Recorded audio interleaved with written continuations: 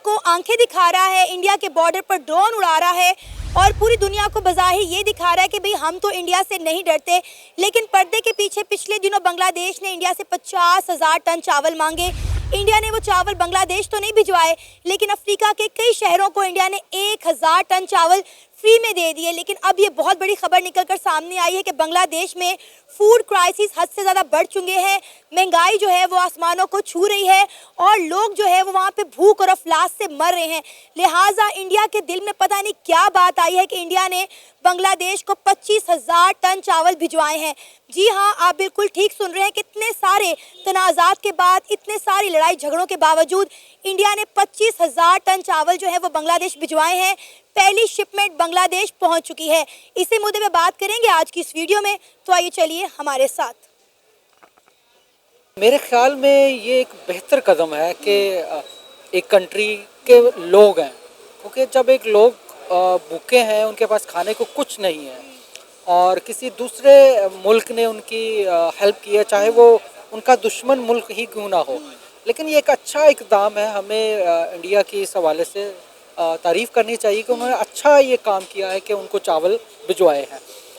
एक तो ये बड़ी चीज़ ये है कि उन्होंने पहले जब उनसे मांगे थे तो उन्होंने वो चावल जो है वो दूसरे ममालिक को भिजवा, अफ्रीकन कंट्रीज को भिजवा दिए। और देखें, जो ताजर होता है ना, जो बिजनेसमैन होता है, क्योंकि ये जब वो अच्छी चीज़ होती है ना उसके पास, वो उसने दूसरे ममालिक को भिजवा दी है। अच्छा। अब उसके पास चीज़ें पड़ी हुई हैं, अब वो यहाँ तो उनको वो कीड़े खा जाते हैं, ठीक है ना जी, यही हो सकता है ना, एक चीज़ पड़ी हुई है। फ्री में भिजवाई है, मतलब अफ्रीकन कंट्री से भी इंडिया ने पैसे नहीं लिए, उन्हें फ्री में भिजवाई हैं। बांग्लादेश के पिछले दिनों जब इंडिया के साथ मामला खराब थे, जो कि अभी भी हैं, बॉर्डर पर इंडिया की सब्जियां पड़ी पड़ी ट्रक्स में गल गई, लेकिन इन्होंने वो सब्जियां बांग्लादेश नहीं भिजवाई। लेकिन क्योंकि अब बांग्लादेश में जो है महंगाई हद से ज़्यादा बढ़ चुकी है, वहाँ पे फूड क्राइसिस बहुत ज़्यादा बढ़ चुके हैं, तो उन्होंने तर्स खा के इनके लिए चावल भिजवा दिए कि कहीं ये लोग भूख से ही ना मर जाएं। हाँ, ये तो जैसा कि मैंने पहले कहा ना कि ये एक अच्छा कदम है उनका, हमें उनकी तारीफ़ करनी चाहिए कि उन्होंने एक मुल्क, एक लोगों की जो है ना हेल्प की है, लोगों की हेल्प की है। उन्होंने ये नहीं देखा कि वहाँ मुसलमान हैं, हिंदू हैं, कुछ भी है। जब इंसान भूखा होता है ना, उसका कोई मज़हब नहीं होता, उसको सिर्फ खाने को मिलना चाहिए। और दूसरी तरफ आप देखें, मेरा ख्याल है अगर उन्होंने इनकी ये जो हेल्प की है, इसके पीछे भी कोई ना कोई ऐसी चीज़ ज़रूर होगी जिसकी वजह से उन्होंने इनकी हेल्प की है, क्योंकि वो जानते हैं कि आगे इन्हीं ही की हुकूमत है और हमने इनके साथ अपने मामला ठीक रखने हैं। थोड़े से मामलात आते हैं मुल्कों के आपस में, दूरियां बढ़ती हैं, लेकिन वक्त के साथ साथ वो एक दूसरे के करीब आ जाते हैं। मफादात तजारत की वजह से होते हैं। सर, अभी भी देखें ना, इनकी ट्रेड टोटली तौर पर बंद हो गई थी। इंडिया ने बांग्लादेश में कोई भी चीज़ एक्सपोर्ट करने पर बैन लगा दिया था, लेकिन जब इंडिया ने देखा कि वहाँ के हालात बहुत ज़्यादा ख़राब है, लोग भूख से मर रहे हैं, महंगाई हद से ज़्यादा बढ़ रही है, तो इंडिया ने कहा चलो ठीक है, कोई बात नहीं, हम चावल भिजवा देते हैं। हालांकि बांग्लादेश कई दिनों से इंडिया से चावल मांग रहा था, लेकिन इंडिया ने कोई रिस्पॉन्स नहीं दिया। अब मेरा ख्याल है बांग्लादेश को भी बड़े दिल का मुजाहिरा करना चाहिए। इंडिया को जो आंखें दिखा रहा है वो अब नहीं दिखानी, क्योंकि ये साबित हो गया है कि बांग्लादेश का इंडिया के बगैर गुजारा नहीं है। देखें, कोई भी मुल्क जो है ना, वो अपने हमसाये से लड़कर फ़ायदा आगे नहीं बढ़ सकता।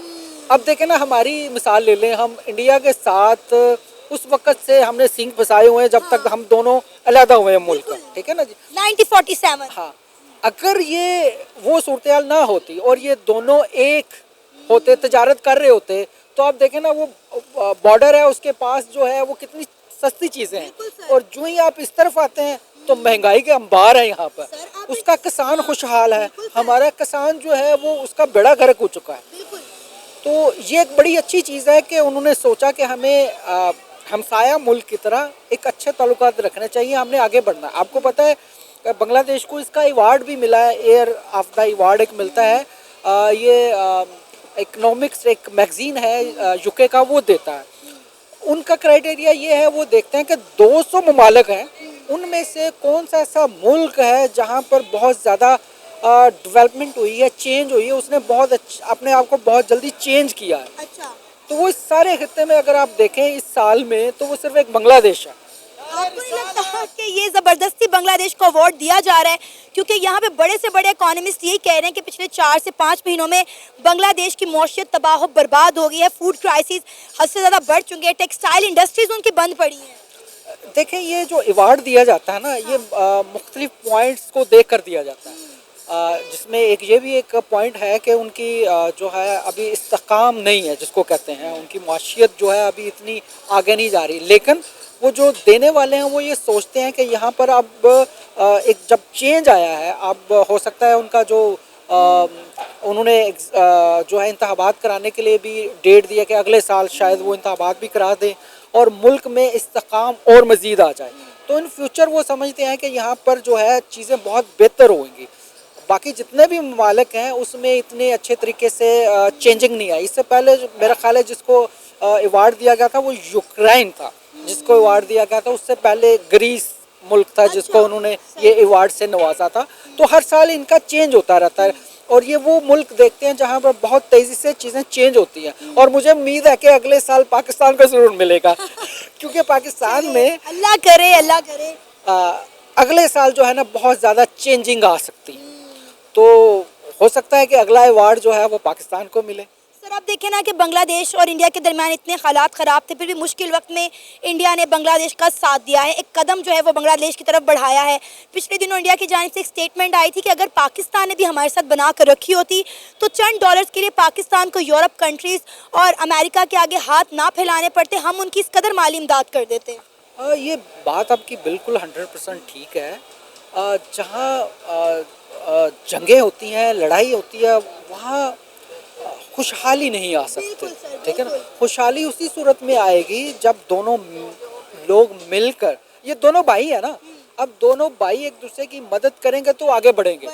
अब हम भाई को छोड़कर अगले रिश्तेदार के पास जा रहे हैं तो वो हमारी मदद कभी करता है कभी नहीं करता, और जब हमें पैसा देता है तो डबल पैसे वसूल करता है, हमें आंखें भी दिखाता है, और वो जो चाहता है हम यहाँ वो करते हैं। फिर अगर यही हमने भाई के साथ मिल के तजारत की होती तो आज हमारा मुल्क कहीं से कहीं होता।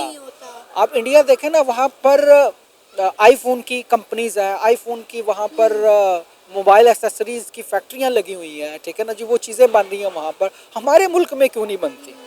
क्या वजह है? ऐसा क्या अजाब आ गया हमारे मुल्क में कि यहाँ आज भी पत्थर के दौर में वापस जा रहे हैं और इंडिया जो है वो चांद की बुलंदियों को छू रहा है। ये बात तो आपकी ठीक है, वो छू नहीं रहा, उसने छू लिया है। वो तो चांद पर भी पहुंच गया है और हम यहाँ सिर्फ बैठ के दुआएं कर रहे हैं, और मेरा ख्याल है दुआओं से काम नहीं बनेगा, हमें प्रैक्टिकल होकर आगे बढ़ना पड़ेगा। हमें दूसरों के कंधों पर कब तक हम भरोसा करके बैठे रहेंगे कि चाइना हमारी मदद करेगा, फलां मुल्क हमारी मदद करेगा? हम कब अपने पाँव पर खड़े होंगे? कब हम अपनी कोई ऐसी प्रोडक्ट मेड इन पाकिस्तान बनाएंगे कि जब हम फख्र कर सकें कि ये मेड इन पाकिस्तान है? अभी तक तमाम कंट्री के लोग हमें सिर्फ इसलिए देखते हैं कि यहाँ करप्शन बहुत ज़्यादा है, यहाँ 2 नंबरी बहुत ज़्यादा है, ये वो मुल्क है जहाँ पर ज़्यादा करप्ट लोग पाए जाते हैं। मतलब दुनिया के जितने भी मैगजीन है, वहाँ के जितने बड़े सर्वे किए जाते हैं, वहाँ पर पाकिस्तान पहले नंबर पर आता है जहाँ पर करप्शन सबसे ज़्यादा होती है। ये जो मसला राइज हुआ है, जो बांग्लादेश और इंडिया का, ये इनका थोड़ा बहुत ज़मीन पे थोड़ा मसला है, और एक हसीना वाजिद पे कि बांग्लादेश कह रहे हैं कि हमें वो हसीना वाजिद वापस कर दे। मैं तो ये समझ रहा हूँ कि बांग्लादेश का जो ये मांग है कि हमारी जो पोस्ट प्राइम मिनिस्टर है वो हमें वापस कर दे, मुझे लगता है कि वो उनका ये डिमांड हक है। और ऊपर अगर अब हम बात करें उस पे एक्सपोर्ट्स और इम्पोर्ट्स पे, तो अगर इंडिया बांग्लादेश को एक्सपोर्ट्स नहीं करेंगे, बांग्लादेश का तो नुकसान होगा ही फूड क्राइसिस की सूरत में, लेकिन सबसे बड़ा नुकसान तो इंडिया का है। मुझे लगता है कि इन मामलात में एक्सपोर्ट और इम्पोर्ट बंद नहीं होने चाहिए। जैसे पाकिस्तान और इंडिया है ना, मामलात ख़राब है, इस वजह से एक्सपोर्ट्स इम्पोर्ट्स बंद है। अगर ये भी खुल जाए, मैं समझता हूँ बाकी मामलात अपनी जगह पे रख के जो भी काम हो, जैसे इमरान खान कहते हैं ना कि लड़ाई से कुछ नहीं होता, फौजी हल नहीं है इन मसलों का। अब टेक्नोलॉजी इतनी एडवांस हो गई, अगर फौजी हल पे हम जाएंगे तो पूरी दुनिया ही तबाह हो जाएगी। हज़ारों बार अगर 1000 दुनिया हो ना वो भी तबाह हो जाएगी, इतना न्यूक्लियर पावर है आजकल दुनिया में। धमका तो बांग्लादेश इंडिया को रहा है। सबसे पहले बांग्लादेश ने इंडिया के बॉर्डर पर ड्रोन लगाए, उसके बाद इंडिया ने इसका जवाब दिया। अब आप देखें, आपने कहा है कि ट्रेड और सियासत को मिक्स ना करें, इससे इंडिया को भी नुकसान है और बांग्लादेश को तो नुकसान हो ही रहा है। पिछले दिनों बांग्लादेश के फूड एडवाइजर ने भी यही कहा था कि भाई आप सियासत को और आप ट्रेड को अलग अलग रखें, आप दोनों चीज़ों को मिक्स ना करें। लेकिन देखें, बांग्लादेश ने इंडिया को बोला था कि भाई हमें आपकी सपोर्ट की ज़रूरत नहीं है, आप अपने तमाम प्रोजेक्ट जो हैं बंद कर दें। हाँ, तो अगर बांग्लादेश ये कह रहे हैं तो ये बांग्लादेश के जो नया मैनेजमेंट है उनकी गलती है। उन्हें करना चाहिए कि उनको ये सॉर्ट आउट करना चाहिए, इन चीज़ों को बैठ के बातें करना चाहिए। और मैं ये समझता हूँ कि जो एडवांस्ड कंट्री है, जैसे कि सुपर पावर्स है, जैसे कि अमेरिका, चाइना, रूस, इनको इंटरप्ट करना चाहिए, इनको बिठा के मामला सॉर्ट आउट करने चाहिए। उसके साथ तो खुद जो है बांग्लादेश अपने मामला खराब कर रहा है। बांग्लादेश के अंदर जो Russia backed nuclear power plant लग रहा है, जो अगले साल मुकम्मल तौर पर तामीर हो जाएगा। बांग्लादेश ने तो रशिया को जो है उस पर करप्शन चार्जेस डाल दिए। उन्होंने कहा जी रशिया ने इसमें बड़ी करप्शन की है। तो रशिया के साथ भी तो बांग्लादेश मामला खराब कर रहा है, इंडिया के साथ भी, रशिया के साथ भी। देखिए, हम एक साइड देख रहे हैं, दूसरी साइड हम नहीं देख रहे। हम वो देख रहे हैं जो इंडिया हमें दिखा रहा है। ऐसे भी हो सकता है कि बांग्लादेश वालों की पॉइंट ऑफ व्यू हमारे सामने आ ही नहीं रहा, ना हमारे सामने आ रहा है, ना इंडिया के अवाम के सामने। अब नफरत बढ़ रहा है, इंडिया के अवाम का भी बांग्लादेश के अवाम से नफरत बढ़ रहा है, बांग्लादेश के अवाम का भी इंडिया के अवाम से नफरत बढ़ रहा है। मैं समझ यार, अगर एक ऐसे न्यूट्रल लोग इंटरप्ट कर जाए, न्यूट्रल लोग जो इंडिया के पॉइंट ऑफ व्यू हमें समझाए और बांग्लादेश को समझाए, बांग्लादेश के पॉइंट ऑफ व्यू बाकी दुनिया को समझाए, हमें समझाए, इंडिया को समझाए, तो मुझे लगता है उससे कोई हल निकल जाएगी। इंडिया को लगता है कि पाकिस्तान जो है वो इंडिया का दिमाग खराब कर रहा है। 1971 में इंडिया ने बांग्लादेश को सपोर्ट किया था और आज वही बांग्लादेश इंडिया को छोड़कर जो है वो पाकिस्तान से मदद मांग रहा है, पाकिस्तान से जो है वो कह रहा है कि हमारी इमदाद करें। लेकिन मैं कहती हूँ ये इंडिया का बड़ापन है कि उन्होंने बांग्लादेश को जो 25,000 टन चावल भिजवाए हैं। अच्छी बात है। देखिए, ये बड़ापन अलग तरफ है, ये उनका फ़ायदा भी है इंडिया का। इंडिया का ये फ़ायदा है कि वो चावल भिजवा रहा है, उनका फ़ायदा। जब देखे, जब ट्रेड होता है ना, ट्रेड तो जितना करीबी कंट्रीज जो होती है उन पे एक खर्चा नहीं होता लेके डिलीवरी का, तो इंडिया को वो खर्चा बच जाता है। वही पैसे जो वो बाहर बेचते हैं किसी यूरोपियन कंट्री में, वही पैसे उसे मिलते हैं, उतनी रेट पे बांग्लादेश पे भी बेचते हैं, हालांकि उसको बच जाता है वो डिलीवरी कास्ट। तो यार, सब चीज़ों का हल जो है ना एक ही है। दुनिया जहाँ भी जाए एक ही हल निकलता है कि जाओ, बैठो, सब बैठो, आपस में बैठो, मामला हल करो। और बांग्लादेश के कुछ ऐसे कि कुछ लोग हैं, कुछ लोग, सारे नहीं, कुछ लोग हैं जो एंटी इंडिया है और वो अपने डर से कर रहे हैं। वो इसलिए नहीं कर रहे कि वो इंडिया के कोई मुखालिफ है, वो इसलिए कर रहे हैं कि वो अपने डर से कर रहे हैं। उन्हें डर लग रहा है कि हसीना वाजिद अगर पावर में वापस आ गई तो उन लोगों की तो फिर जगह नहीं है। और उन लोगों का डिमांड हक है, जैसे कि पाकिस्तान में आजकल हो रहा है, हम सब वाकिफ है। उनका हक है कि वो उनको हसीना वाजिद वापस मिल जाए और बात बैठ के कुछ डिमांड्स वो मान ले, कुछ डिमांड्स ये मान ले, बैठ के मसला सॉल्व कर दे तो बड़ी नुकसान से बच जाएंगे। इतनी आसानी से ये मसला हल हो जाएगा जहां तक ये मसला पहुंच चुका है। अब आप देखें कि बांग्लादेश ने ना सिर्फ इंडिया के बॉर्डर पर ड्रोन लगाए बल्कि इंडिया को धमकाया कि हम आपके इलाकों पर कब्जा कर लेंगे, हम इतनी ताकत रखते हैं। डेफिनेटली इंडिया की तरफ से अभी तक उसका रद्दअमल उस तरह से सामने नहीं आया। इंडिया ने सिर्फ एक एक्सपोर्ट पर बैन लगाया है तो इनके मुल्क में खाने के लाले पड़ गए हैं। वो भी इंडिया ने कहा चलो ठीक है, हम जो है इनको राइस एक्सपोर्ट कर देते हैं। देखिए, बांग्लादेश और इंडिया इन दोनों की एक पुरानी ताल्लुकात है। सिर्फ हसीना वाजिद की वजह से वो ताल्लुकात नहीं थे, ये पुराने कई सदियों से जब से बना हुआ है बांग्लादेश 1971 से, तब से ये ताल्लुकात बने हुए थे। तब से ये ताल्लुकात बने हुए थे। ये ताल्लुकात 1 महीने, 2 महीने, 3 महीने की गैर मामूली इवेंट्स की वजह से ख़राब नहीं हो रहे। ये तो हर मुल्क में आता रहता है। ये मामला ही बैठ के सॉल्व हो सकते हैं। अगर और बढ़ाएंगे फिर मुझे नहीं लगता कि फिर बातों से बात बन जाएगी। फिर वही मामला होगा जैसे हमारा और इंडिया का कश्मीर का, इस वहाँ तक पहुँच जाएगा। और वैसे अब उसी तरफ जा रहा है क्योंकि हमारा भी कश्मीर का मसला है, उनका भी एक इलाके का मसला है, तो मामला तो उसी तरफ जा रहा है। अगर बैठ के बात सॉल्व कर ले, पुरअमन दुनिया चाहते हैं हम, इंसान क्या चाहे, अगर दुनिया पुरअमन हो, लड़ाई शड़ाई न हो, हम खुश रहेंगे, बांग्लादेशी खुश रहेंगे, इंडियन खुश रहेंगे, पाकिस्तानी खुश रहेंगे, बाकी लोग खुश रहेंगे। तो मुझे लगता है कि जितनी जल्दी हो सके इंडिया को, अमेरिका को, चाइना को, इनको इंटरप्ट करना चाहिए और इनको दोनों को बिठा के मामला सॉल्व करना चाहिए। बांग्लादेश पाकिस्तान का ये ईस्ट पाकिस्तान था जो बांग्लादेश बना है, ये पाकिस्तानी और ये बांग्लादेश को यही नज़र आता है कि उनके मुल्क में कोई आगे काम कर रहा है। करप्शन से मुराद ये है कि उनकी जेबों में पैसे नहीं जा रहे हैं ताकि इतना बड़ा कोई कंट्री, ये डेवलप कंट्री जैसे रशिया हो गया, न्यूक्लियर पावर प्लांट की ये हैसियत रखता है, जो 9 कंट्रीज़ हैं उसमें रशिया का भी नाम आता है, पर ये कोई काम करना चाहते हैं ये इनको टोक देते हैं। मतलब इनकी अपनी जेबें नहीं भरी जा रही, जिसकी वजह से वो उन पर करप्शन के चार्जेस लगा रहे हैं। नहीं, तो आपको लगता है कि रशिया को बांग्लादेश के साथ कोई करप्शन करने की जरूरत है? क्योंकि जो मोहम्मद यूनस की नई गवर्नमेंट बनी है वो चाह रही है कि जितने भी रशियन प्रोजेक्ट हैं, इंडियन प्रोजेक्ट हैं, उन्हें बांग्लादेश में वक्ती तौर पर बंद कर दिया जाए, क्योंकि उन्हें लगता है कहीं ना कहीं ये सारे जो है बांग्लादेश के साथ करप्शन कर रहे हैं। ये कहना अभी कबलस वक्त होगा कि ये बंद कर दें, क्योंकि उसको अगर उसकी जेबें नहीं भरी जाएंगी वो अपनी सियासत को लॉन्ग टर्म में नहीं लेके चलेगा। सबसे पहले अपने पर्सनली फ़ायदे देख रहे हैं, जिसकी वजह से वो यही बार बार कह रहा है कि ये बंद किए जाएं प्रोजेक्ट। सर, हम देख रहे हैं कि जब से मोहम्मद यूनस की गवर्नमेंट आई है बांग्लादेश में, बांग्लादेश का बेड़ा गर्क होके रह गया है। आप मौशी लिहाज से देखें या फिर आप सियासी लिहाज से देखें, ये देखें ना कि सबसे पहले तो उसको लाने वाली भी उसकी आर्मी है। जैसे हर आर्मी का अपने मुल्क की इकनॉमी से लेके उसके बॉर्डर तक, सरहदों तक उसका हमलो दखल होता है। इससे पहले हसीना वाजिद थी, बांग्लादेश तरक्कियों की राह पे गामजन हो चुका था कि इतने हमारे पे कर्जा नहीं था जितने उनके पास अपने ज़खायर मौजूद हो चुके थे। जब से हसीना वाजिद गई है बांग्लादेश का ग्राफ नीचे जाता जा रहा है, डाउनफॉल। सर आप देखें ना कि 10 लाख से ज़्यादा बांग्लादेशी बेरोजगार हो गए हैं पिछले 60 दिनों में। क्यों? क्योंकि वहाँ पे टेक्सटाइल इंडस्ट्री तबाह बर्बाद हो गई है, ऑटो पार्ट्स वहाँ पे आ नहीं रहे, सब्जी मंडी, फल मंडी वीरान पड़ी है, वहाँ के लोगों के पास नौकरियाँ ही नहीं है।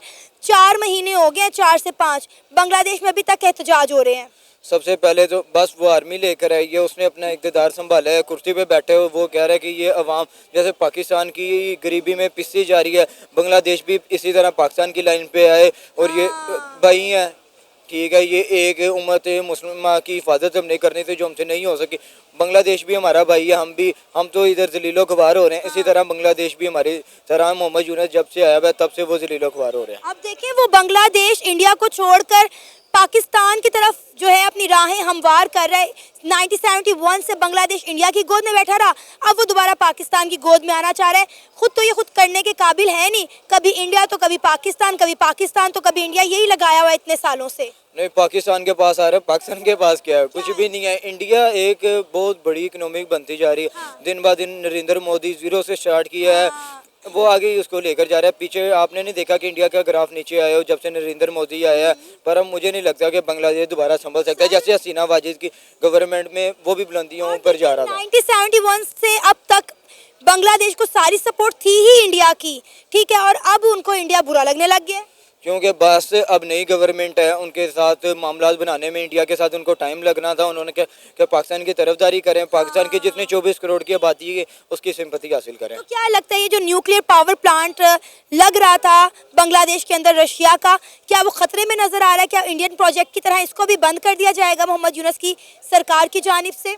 ये जिस जगह वो मोहम्मद यूनस बैठे ना, मेरे से ज़्यादा बेहतर वही बता सकते। जब तक उसकी जेबें नहीं भरी जाएंगी तब तक वो प्रोजेक्ट नहीं आगे चल सकता। यानी आपको लगता है मोहम्मद यूनस ही बांग्लादेश के साथ लॉयल नहीं है? जी जी, जैसे पाकिस्तान के साथ पाकिस्तान के कितने सियासतदान हैं, जिसकी हुकूमत आती है वो एक दूसरे को गंदा कहता है, पाकिस्तान के लिए कोई भी नहीं सोचता। मतलब जिसकी लाठी उसी की भैंस। उसी की भैंस। जैसे कि मोहम्मद साहब का भी जो गवर्नमेंट है वो उन्हें नहीं पता कि उसने 5 साल बाद क्या करना है, 10 साल बाद क्या करना है। ठीक है। आप कोई भी पॉलिसी आप चलाते हैं, आप लॉन्ग टर्म से चलाते हैं ना, 10 साल के लिए चलाते हैं। जैसे कि पाकिस्तान की आप मिसाल ले लें, पाकिस्तान में कोई भी चीज़ ना, कोई भी हमारी गवर्नमेंट आती है उनकी पॉलिसी होती है, लेकिन उन पॉलिसी को जो है ना पूरा होने नहीं दिया जाता। अच्छा। हमारी जो एस्टेब्लिशमेंट है, हमारी जो फ़ौज है, ठीक है, अच्छा वो लॉन्ग टर्म पे चलता है। लेकिन उनका भी ऐसा है, जब से जो है ना हसीना वाजिद की जो गवर्नमेंट चली गई है उसके बाद लॉन्ग टर्म कोई भी काम नहीं हो रहा, ना उनके पास ना कोई पॉलिसी है। इसलिए कभी रशिया, कभी अमेरिका, कभी इंडिया और कभी पाकिस्तान के पास आ रहे हैं। अभी सुनने में आ रहा है हमारे शहबाज शरीफ के साथ उनकी मीटिंग हुई है, बिल्कुल। तो हमारे साथ भी वो ताल्लुकात बेहतर करने की कोशिश कर रहे हैं, लेकिन फ़िलहाल वो इतनी कामयाब नहीं हुए, इतना बात आगे बढ़ी नहीं है। सर एक नहीं कई मीटिंग्स हो चुकी हैं शहबाज शरीफ के साथ, और वो पाकिस्तान के साथ अपने ताल्लुकात बेहतर करना चाह रहे हैं, पाकिस्तान से खाने पीने की चीज़ें मांग रहे हैं और पाकिस्तान दे भी रहा है। पाकिस्तान से ताल्लुकात इसलिए बेहतर करना चाह रहे हैं क्योंकि ना उन्हें अपनी जो मिलिट्री जो पावर है ना उससे उन्होंने ठीक करना है, उसको उन्होंने जो है ना मज़ीद पावर देना है, क्योंकि उनकी आर्मी बहुत वीक है। पाकिस्तान की आर्मी, आप कुछ भी कहें, पाकिस्तान की आर्मी बहुत स्ट्रॉन्ग है, हमारी ISI बहुत स्ट्रॉन्ग है। आपकी इख्तलाफात होंगी, मेरे भी इख्तलाफात है आर्मी से, लेकिन हमारी आर्मी बहुत स्ट्रॉन्ग है। दुनिया में एक जो है ना एक स्ट्रॉन्ग आर्मी के तौर पर पाकिस्तान को माना जाता है। लेकिन आपको नहीं लगता कि बांग्लादेश बेवकूफ़ी कर रहे हैं इंडिया के साथ ताल्लुकात ख़राब करके? हाँ, बेवकूफ़ी तो कर रहे हैं, क्योंकि ना आपको बतौर कंट्री आपने कारोबार करना होता है, क्योंकि आपके लोगों के हालात ठीक नहीं है। ठीक है, आपने किसी के साथ भी ताल्लुकात ख़राब नहीं करने हैं। आपने अपनी जो नाइबर्स हैं, जैसे कि इंडिया है, पाकिस्तान है, श्रीलंका है या चाइना है, उनसे आपने अपनी ताल्लुकात सही करनी है, ताकि आपका ट्रेड हो, आपका कारोबार चले, आपके लोगों के जो हालात है, जो रोज़गार है वो सही चलें, ताकि लोगों को खाना पीना से लेकर सारी तालीम की जो है ना जो सहूलियात है वो सब आपको मिले। और सर देखिए, बांग्लादेश की सारी चीज़ें डिस्टर्ब होके रह गई हैं। अब आप देखें 10 लाख से ज़्यादा बांग्लादेशी जो है वो बेरोज़गार हो गए, क्योंकि टेक्सटाइल इंडस्ट्रीज़ बंद पड़ी हुई हैं, मंडियाँ जो हैं वो खाली पड़ी हुई हैं, ऑटो पार्ट जो है वो इंडिया ने एक्सपोर्ट पर बैन लगा दिया। उसके लिए ऐसा है ना कि कोई भी गवर्नमेंट है ना वो लॉन्ग टर्म चले, चाहे वो जमहूरी गवर्नमेंट हो, पार्लिमानी हो, ठीक है, आर्मी की कोई गवर्नमेंट हो, यानी हमारी इस्टेब्लिशमेंट है, जैसे कि मुशर्रफ साहब थे, उन्होंने 10 साल जब हुकूमत की तो मुल्क की जो हालात थी वो बेहतर हो गई थी। कोई भी गवर्नमेंट है, आपने ना लॉन्ग टर्म आपने उसको चलाना है 10 साल के लिए, 5 साल के लिए, तो वो अपना काम दिखाती है, ठीक है, मुल्क उससे चलने लगता है। लेकिन आप 3 साल बाद 2 साल बाद उसको गिराते हो तो उससे ये होता है कि कोई भी पॉलिसी कामयाब नहीं होती। उससे फिर उसका जो है ना ये निकलता है कि आपकी रोज़गार नहीं निकलते हैं, आपका जो इंडस्ट्री वो चल नहीं पाता।